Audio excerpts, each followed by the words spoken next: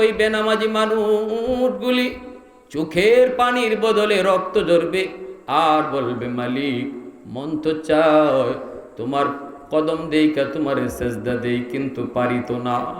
আল্লাহ কইব, বান্দা না না, ওই দিন যদি তুই দাওয়াত তাবলীগওয়ালাদের ডাকে মসজিদে যাইতি, ওই দিন যদি উলামায়ে কেরামের ডাকে ওয়াজ মাহফিলে বসতি, হয়তো কোনো একটা কথার দ্বারা আমি আল্লাহ তোর দিল পরিবর্তন করে দিতাম।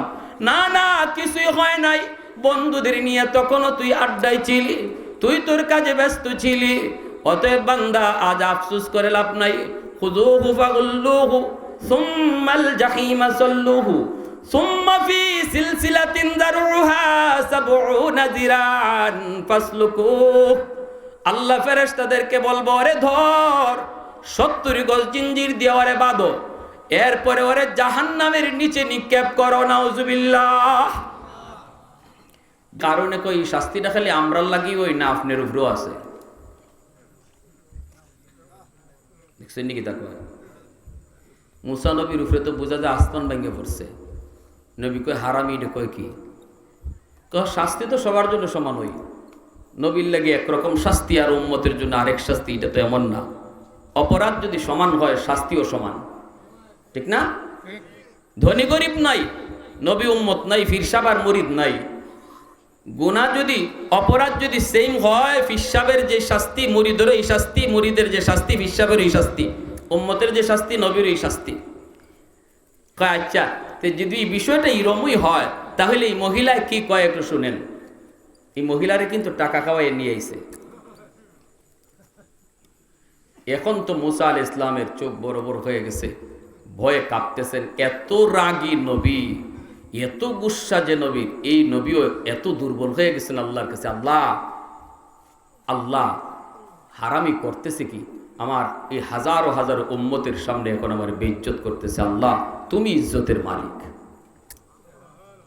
ইজ্জতের মালিক কে? কুলিল্লাহুম্মা মালিকাল মুলকি তুতিল মুলকা মান তাশা ওয়া তানজিউল মুলকা মিম্মান তাশা ওয়া তুইজ্জু মান তাশা ওয়া তুযিল্লু মান তাশা বিয়াদিকাল খায়র ইন্নাকা আলা কুল্লি শাইইন কাদির।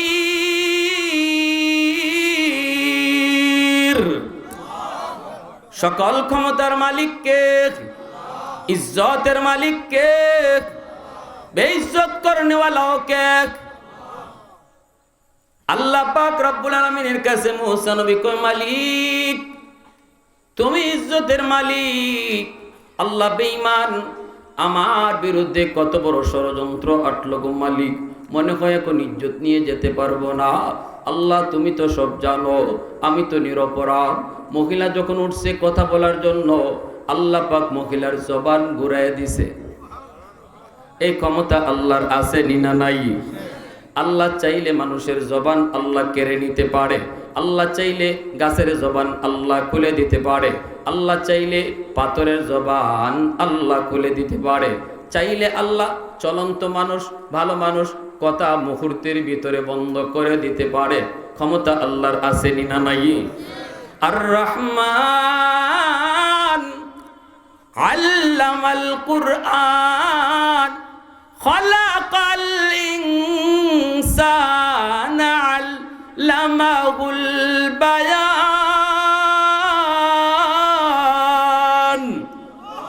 কথা বলার শক্তি দেয় কে? একটু জোরে আওয়াজ দিয়া বলো কে? আল্লাহ চাইলে মানুষের জবান কেড়ে নিতে পারে, আল্লাহ চাইলে গাছের জবান খুলে দিতে পারে।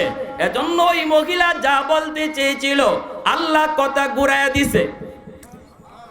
মহিলা যা বলতে চায় বলতে পারে না, বলতে চায় যেই কথা বলতে পারে না। এক পর্যায়ে এসে এমন কথা বলা শুরু করলো, কয় ও উম্মতের দল, ও মানুষেরা, তোমরা যারা এখানে উপস্থিত হয়েছ, শোনো শোনো শোনো, আমাকে কারুন টাকা খাওয়াইয়া আনছে মুসা নবীর বিরুদ্ধে জিনার অপবাদ দেওয়ার জন্য। সত্য কথা কই দিছে। সাথে সাথে মুসা আলাইহিস সালাম সেজদায় পড়ে আল্লাহর শুকরিয়া আদায় করে কান্দে, আল্লাহ তুমি বাঁচাইছো নিজ হাতে। মহিলা যেহেতু খালি কইলি তো এইটা সত্য মিথ্যা তো ফরে, ঠিক না? হাসানা মিসা এটা তো ফরেন না দেখুন, কিন্তু উপস্থিত মজলিসে মহিলা কইলিলি তো নবীর ইজ্জত শেষ, ঠিক কি না?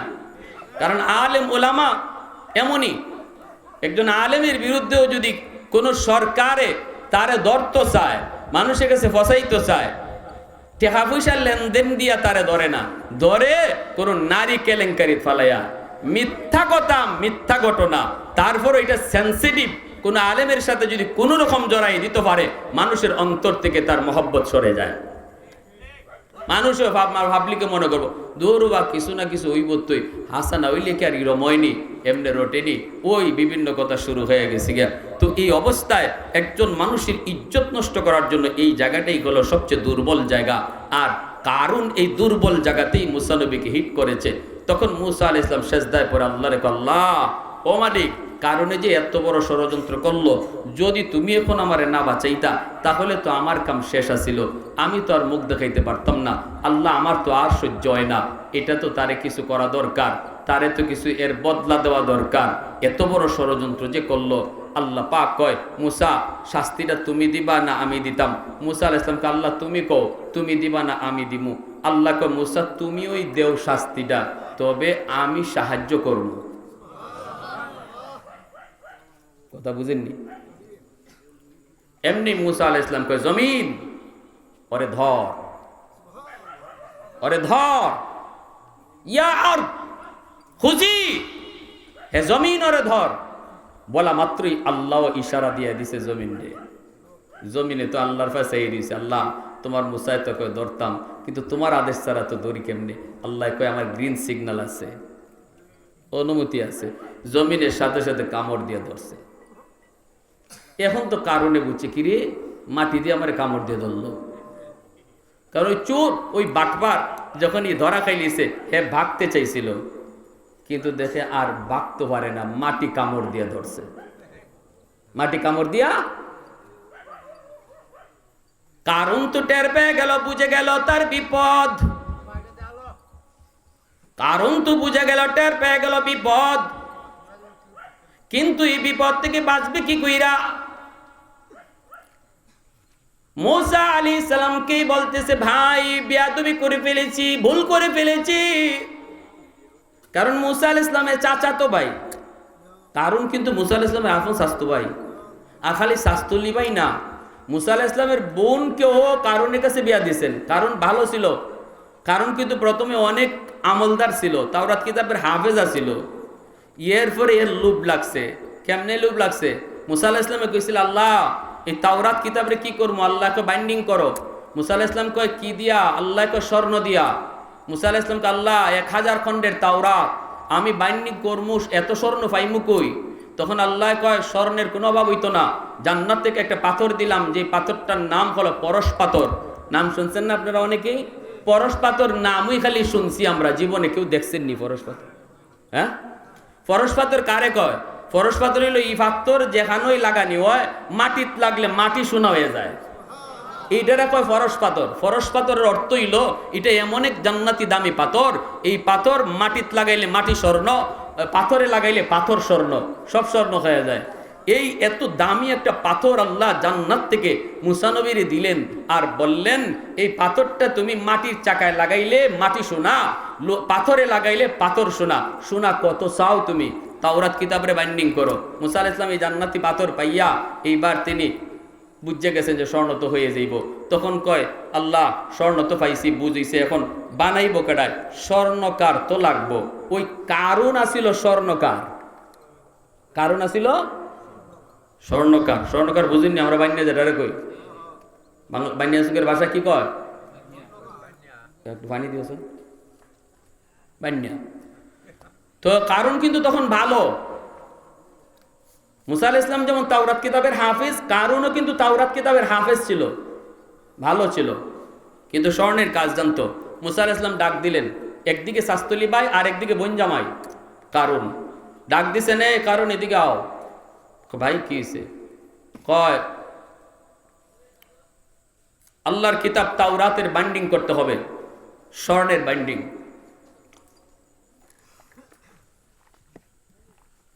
কারণ কয় এত স্বর্ণ পাইমু কই? মুসা আলাইহিস সালাম কয় স্বর্ণের ব্যবস্থা হইছে। কয় কেমনে? আল্লাহ একটা জান্নাতি পাথর দিছে, এই পাথরটার নাম হইল হরস পাথর। এই পাথর যেখানে লাগাইমু এই জায়গায় সোনা হয়ে যাব। অতএব সোনার কোনো অভাব নাই, তুমি খালি কাম করতায় আর বাইন্ডিং করতায়। মুসা আলাইহিস সালাম এই কথা কোয়ার পরে কারণে কয় পাথরটা একটু দেখি, ওই এর লোভ লেগে গেছে। মুসা আলাইহিস সালাম কয় পাথর তো তোমার কাছে দিমু, কারণ না দিলে তুমি স্বর্ণ বানাইবা, স্বর্ণ পাইবা কোত্থেকে? দিমু, কিন্তু ওয়াদা করো কাম শেষ পাথর আবার আমারে দিয়া দিবা, আমি আল্লাহরে পাথর বুঝাইয়া দিমু। এটা জান্নাতি পাথর, এটা দুনিয়ার কোনো পাথর না, এটা আবার জান্নাতে চলে যাইব। আমাদের কাম শেষ হইলে পাথর যাইবগা, তুমি পাথর দিয়া দিবা, ওয়াদা করো। কারণ কয় ভাই আমি জীবনে কোনোদিন ওয়াদা ভাঙছি? সুরের মা জের ভিতরে 2 নম্বরই তাকে দেখবেন ফইলা ছুটে খালি বড় বড় মাত মাতে, বড় বড় মাত মাতবো, যার যার ভিতরে 2 নম্বরই থাকবো। তো কারণে এই কথা কওয়ার পরে মুসা আলাইহিস সালাম কইতে ঠিক আছে নাও নাও এই পাথর লয়ে যাও, কাম কইরো, দেলাইও কিন্তু কই দেলাইমু ভাই। ওমা কাম কুম সব শেষ, বাইন্ডিং করা শেষ। মুসা আলাইহিস সালাম কয় কিরে কারণ কই পাথরটা দেও তাড়াতাড়ি, আল্লাহ তো চাইতেছে। কয় ইন্না লিল্লাহ, ভাই আপনারে কেমনে যে কইমু, লজ্জায় বাসি না, পাথরটা তো আড়াই লিছি। পাথরটা বলে আড়াই লিছে। মুসা আলাইহিস সালাম কয় কারণ দেখ তুই আমারে চিনস নি, আমি কেমন এটাও জানোস, দললে কিন্তু সারি না। মুসা আলাইহিস সালামের এক থাপ্পড়ে মানুষ মরছে, জানেন না আপনারা? হ্যাঁ, কি যার থাপ্পড় এটা? মারবার লাগে মারছেন থাপ্পড় না মারি ভাঙ্গাইছেন? আমরা যে ছোট্ট 2টা মানুষে যদি মারামারি করে, বা ছোট 2টা ফুলাফানে মারামারি করে, আমরা যে 2 জন গিয়া মারি, মাইরে যে এই পারে না, এই যে ছোট করে থাবা দেই, এই থাবা দেওয়ার উদ্দেশ্যে কি মারি লিতাম? মুসা আলাইহিস সালাম এইভাবে কইছিল, এ বেটা যা যা, পারে না, যা পারে না। এই পারে না কয়ে যে যা কইছেন এতই হে শেষ। এখন বুঝেন আত কি জাত শক্তি আছিল, নবীর শক্তি, হাতে কি জাত শক্তি আছিল। যে যা পারে না যে কইয়া তো লাগাইছো, আল্লাহ কোরআনের মধ্যে কইছে হে শেষ, মরি গেছে। ফেরাউনের বংশের লোক, কিপ্তি বংশের লোক, ওই মুসা আলাইহিস সালামের বিরুদ্ধে মামলা হয়ে গেল, হত্যা মামলা। মুসারে ধরো, ফেরাউন ঘোষণা দিয়া দিল। তো ওই মুসা নবী বলতেছে কারুন লুক করিস না, দিয়ালা পাথরটা কিন্তু আল্লাহর দেওয়া, আর তুই যে পাথরটা লুকায় রাখতে পারবি তা না, দিয়া দে, আল্লাহ কিন্তু দেখতেছে সব। কয় ভাই আমি দিমু কোত্থেকে, হারাই লিছি। এমন লোক করা করছে, শিকারই করে না, শিকারই করে না। তখন মুসা আলাইহিস সালাম আল্লাহর আল্লাহ হারামি তো লুক করে লিছে, এখন কি করতাম, এর কি ফিডাই বলি? ফিটাইলে কিন্তু দিয়া লাইব। আল্লাহ পাক কয় মুসা ফিটাইবারও দরকার নাই, মারারও দরকার নাই, এ যে পাথর কই রাখছে আর কিতা করতেছে এটা তুমি যেমন জানো, আর আমি আল্লাহও দেখতেছি, সব দেখতেছি, তবে হের একটু সুযোগ দিয়া লাও, দেখি কি করে। আল্লাহ কয় এর একটু সুযোগ দিয়া লাও, লোভ যখন করছে একটু দিয়া দেও, দেখি কি করে। ওই এই পাথর দিয়া কারুন যে এত বড় ধনী হয়েছে, কেমনে ধনী হয়েছে কাহিনী শুনেন। ওই পাথর ভাইয়া হে লুকাইয়া লুকাইয়া অন্ধকারে অন্ধকারে ওই পাহাড়ও গিয়া এই পাথর লাগায়, পুরা পাহাড় শোনা হয়ে যায়। আর খালি কয় ভাইসি রে। এই স্বর্ণের ব্যবসা শুরু করলো সারা বিশ্ব জুড়া কারণে। মুসা আলাইহিস সালাম মাঝে মাঝে ডেকে আনে, কারণ অত টাকা ফাঁস কই, অত সোনা ফাঁস কই, এখনো বালা আছে পাথরটা দিয়ালা। হয় না ভাই আমার কাছে নাই। আর আল্লাহ পাক তো তার সুযোগ দিয়া লাইছে, আল্লাহ কাছে দেখি কি করে। এইভাবে স্বর্ণ দিয়া সম্পদের পাহাড় বানাইয়া কারুন হয়ে গেল বিশ্বের সবচেয়ে বড় ধনী। আল্লাহ পাক এবার কইছিল মুসা এখন কারুনের কাছে যাও, গিয়া কও হে কেমনে সম্পদ বানাইছে, এটা হে যেমন জানে আমি আল্লাহও জানি, তবে যাই বানাইছে না বানাইছে, আচ্ছা বানাইছে বলা, এখন গিয়া কও জাকাত দিত। মুসা আলাইহিস সালাম আয়া কইলেন কারণ আল্লাহ জাকাত চাইতেছে তোমার সম্পদের, সম্পদ যে কেমনে বানাইছো দুনিয়ার মানুষের না জানলেও আল্লাহ তো জানে, আর আমিও তো জানি, তুমিও জানো। এখন যা বানাইছো বানাইছো, আল্লাহ আল্লাহ বলতেছে জাকাত দেওয়ার জন্য। অল্প কটা টাকা জাকাত, এই চাওয়াটাই মুসা আলাইহিস সালামের কাল হয়ে গেল। তাফসীরে কিতাবে লেখেন কারুন এমন কিপটা আছিল, এর আত ফানি লইলে আঙ্গুলের ফাঁক দিয়ে ফানি করবার লাগিয়ে দিত না। বুঝলেন আপনারা? অসুবিধা হইতেছে না? তা এত কিপটা, আঙ্গুলের ফাঁক দিয়ে ফানি পড়তো না, এত কিপটা। যখনই জাকাত চাইছেন এর মাথা গরম হয়েছে, হয় আমি আবার আল্লাহরে টেকা দি মুখের লাগি, আমি আবার আল্লাহরে টেকা দি মুখের লাগি, আল্লাহকে অতই গরিব হয়ে গেছি কেন? মুসা আলাইহিস সালামকে আল্লাহ এত জাকাত দেয় না। আল্লাহ কয় এর কাছে জাকাত চাইতে তাহো। মুসা আলাইহিস সালাম ওই সারেও না, কয় তোর জাকাত দেওয়ানোই লাগবো, না দিলে তোর খবর আছে, জাকাত দেওয়ানোই লাগবো। ওই কারণে কয় রে আমারে যেভাবে ধরছে আমারে তো বিপদে ফালাই দিব, তে খারো তোমারে আমি আগে বিপদে ফালাইমু। ওই এক মহিলা গিয়ে টেকা দিয়ে সাজাইছে, সাজায় কয় খালকে মুসায় বাসন দিব উম্মতরে লইয়া, তুই উঠতে কইবে মুসা আমার সাথে জিনা করছে, জাকাত কেমনে নেয় দেখুন। কথা বুঝছেন নি? ওই তো মুসা আলাইহিস সালাম আল্লাহ হারামি তো কই ফোন তো গেছে, এখন তো আমার মান ইজ্জত লিয়ে টান দিছে, আল্লাহ এখন কি করতাম? আল্লাহ কয় ধরো তুমি, ওই সাহায্য আমি করবো। মুসা আলাইহিস সালাম কয় এ জমিন ধর।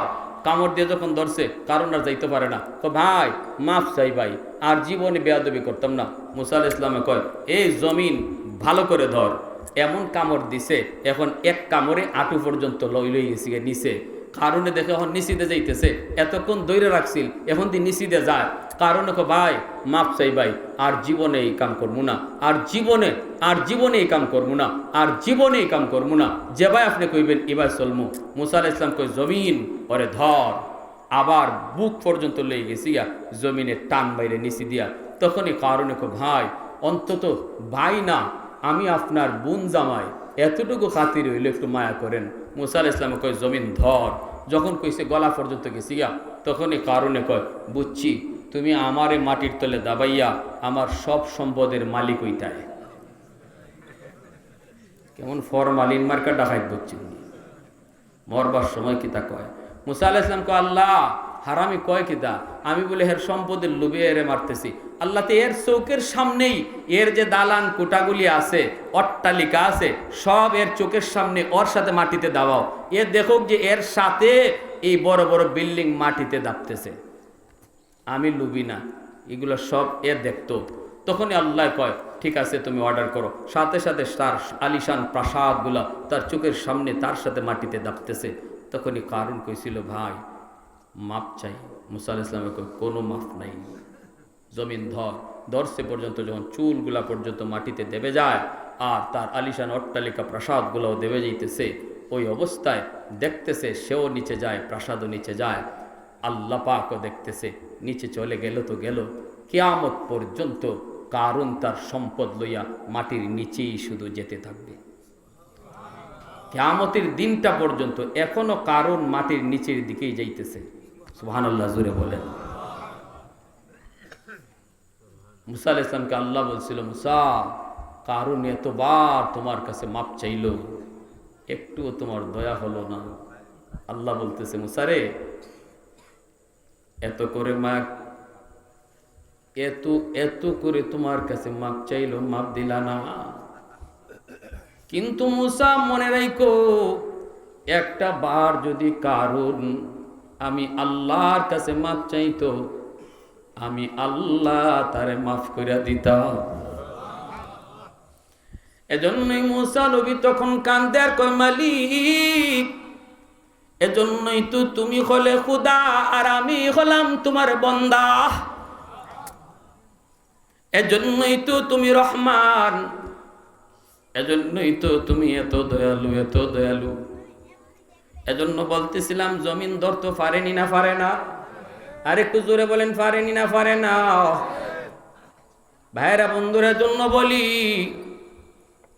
জমিন কিয়ামতের ময়দানে আল্লাহর দরবারেও সাক্ষী দিবে, আল্লাহর দরবারেও এইভাবে সাক্ষী দিবে আল্লাহ আমি জমিনের উপরে দাঁড়ায় দাঁড়ায় সে গুনাহ করছে, আমি জমিনের উপরে দাঁড়ায় দাঁড়ায় সে অন্যায় করছে, আমি জমিনের উপরে দাঁড়ায় দাঁড়ায় আল্লাহ জিনা করেছে, আমি জমিনের উপরে দাঁড়ায় দাঁড়ায় মিথ্যা কথা বলেছে, মানুষকে গালি দিয়েছে, কারো গায়ে হাত উঠাইছে। জমিন কইবা আল্লাহ অনুমতি দাও নাফরমানকে গিলে ফেলি। আল্লাহ পাক বলবেন আরে জমিন না না, আমার আর আমার বান্দা বান্দির মাঝখানে তোরা কেউ নাক গলাবি না, কারণ আমি এই মানুষকে বড় আদর করে বানাইছি। আসমান আল্লাহ বানাইছেন কুন ফায়াকুন বইলা, জমিন আল্লাহ বানাইছেন কুন ফায়াকুন বইলা, ফেরেশতা আল্লাহ বানাইছেন কুন ফায়াকুন বইলা, সব কিছু আল্লাহ বানাইছেন আদেশ দিয়া। আল্লাহ বলছেন এ বেহেশত হও, বেহেশত হয়ে গেছে। আল্লাহ বলছেন এরে জমিন হও, জমিন হয়ে গেছে। আল্লাহ বলছেন এরে আসমান হও, আসমান হয়ে গেছে। আল্লাহ বলছেন জাহান্নাম হও, জাহান্নাম হয়ে গেছে।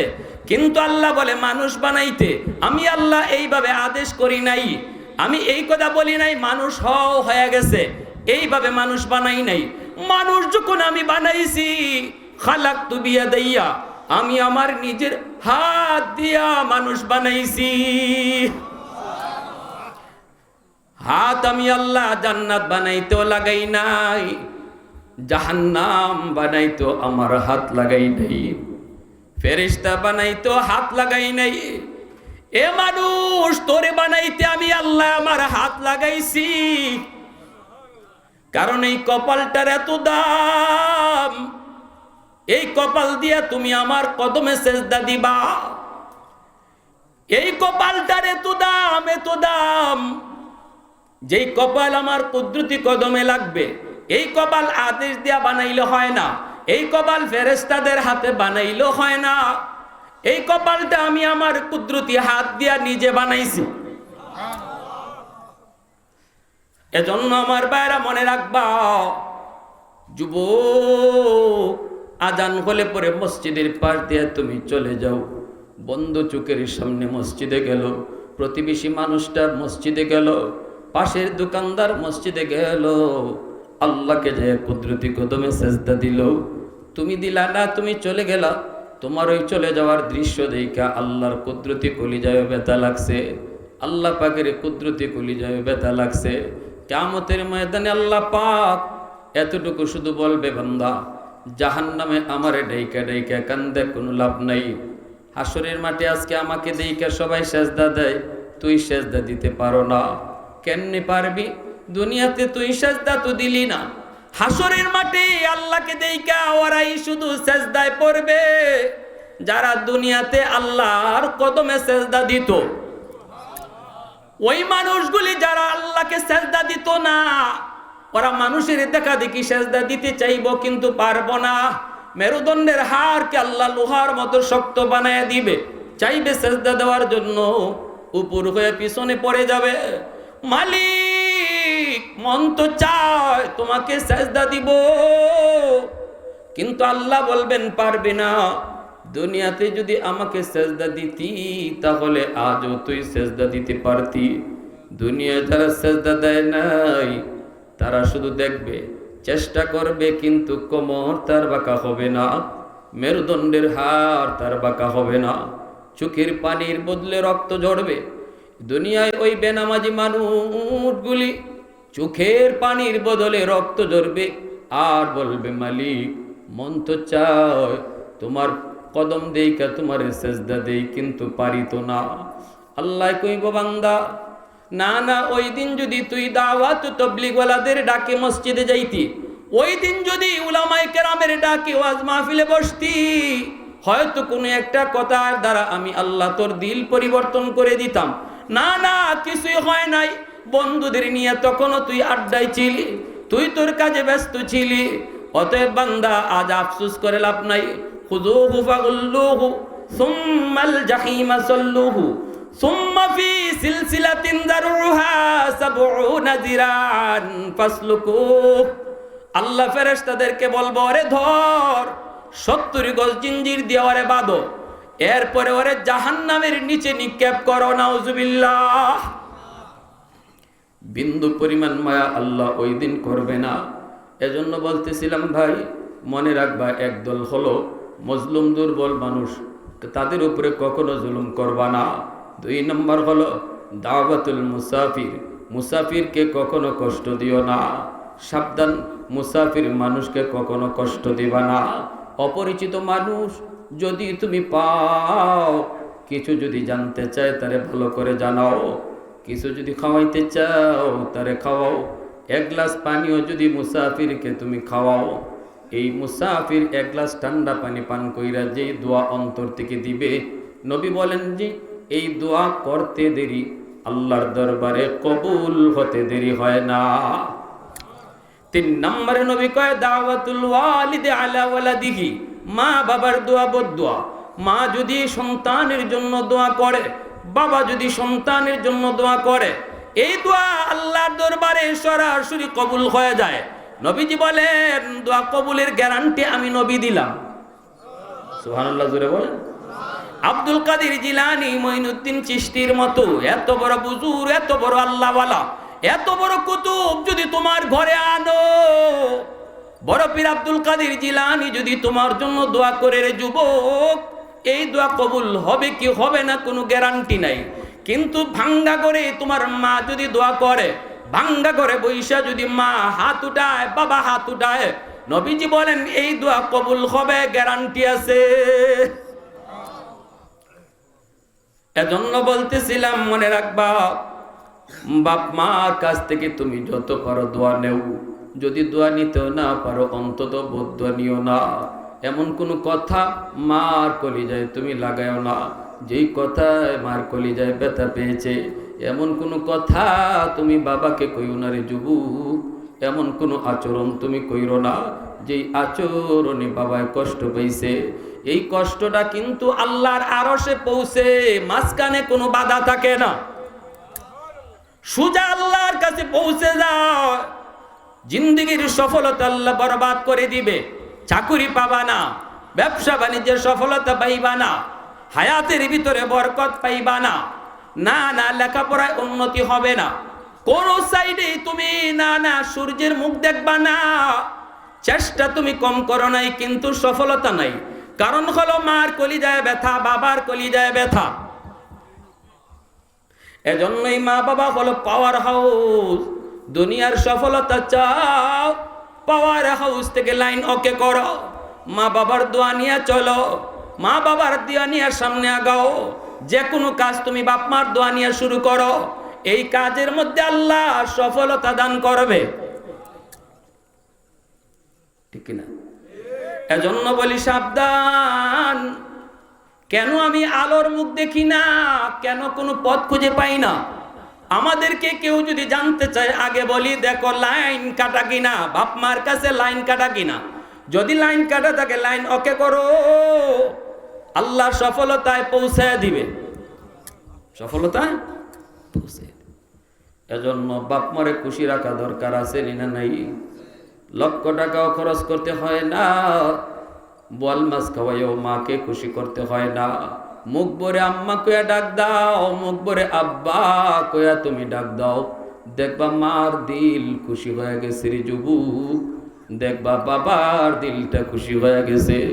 একটা ছেলে মারে বাবারে মাসের মাস বেতন দেয়, মাসের মাস টাকা দেয় 20,000 30,000, কিন্তু বছরে একবারও আম্মা কইয়া ডাক দেয় না। আরেকটা পোলায় বাপ মার টাকা শুধু খরচ করে দেয় না, কিন্তু ঘরে ঢুকেও কয় আম্মা, খাইতেও কয় আম্মা, ঘুমাইতেও কয় আব্বা, যাইতেও কয় আম্মা, ঢুকতেও কয় আব্বা। দেখবা এই বেশি বেশি আম্মা আব্বা ডাকার কারণে এই সন্তানের প্রতি বাপ মার মায়া বেশি থাকে। এজন্য বলি আল্লাহ পাক রব্বুল আলামিন কয়, বন্ধু তুমি জানায় দাও রেদার রাব্বি ফি রেদাল ওয়ালিদাইন, যেই সন্তান মা বাবাকে বেশি বেশি আব্বা আম্মা কইয়া ডাক দিও যদি খুশি করে, সে যেন মারে বাবারে শুধু খুশি করলো না, আমি আল্লাহকে খুশি কইরা নিল। তাহলে বাপ মা খুশি থাকলে কে খুশি? একটু জোরে আওয়াজ দেওয়া বলেন, কে খুশি? বাপ মা নারাজ হলে কে নারাজ? আল্লাহ নারাজ। নামাজ পড়েও আল্লাহকে রাজি করানো যাবে না যদি বাপ মারা রাজি না থাকে। হজ কইরেও আল্লাহকে রাজি করানো যাবে না যদি মা বাবা রাজি না থাকে। এজন্য মনে রাখবে যুবক, আল্লাহকে খুশি রাখতে চাও, দিন জিন্দিগির সব কাজে তুমি সফল হতে চাও, আগে মা বাবারে তুমি খুশি করো। এজন্য আল্লাহ কয় আনিশ কুরলি ওয়ালি ওয়ালিদাইক। পবিত্র কোরআনের সূরাতুল লুকমানে আল্লাহ বলে আমি আল্লাহর শুকরিয়া আদায় করো, সাথে সাথে মা বাবার শুকরিয়া আদায় করো।